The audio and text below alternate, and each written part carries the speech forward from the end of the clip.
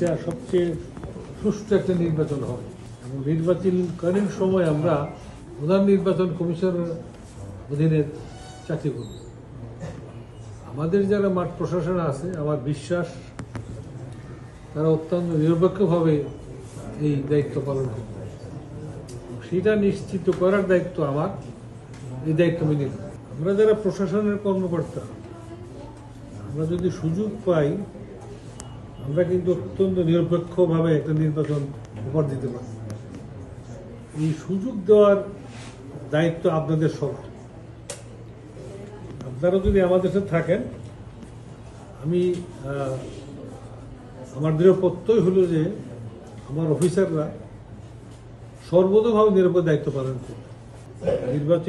নির্বাচনকালীন সময় দেখবেন যে প্রিজাইডিং অফিসার সর্বময় ক্ষমতার মালিক, আমাদের অফিসাররা দায়িত্ব পালন করবে। হয়তো সশস্ত্র বাহিনী বা বিডিআর তারা হয়তো আমাদের সাথে দায়িত্ব পালন করবে।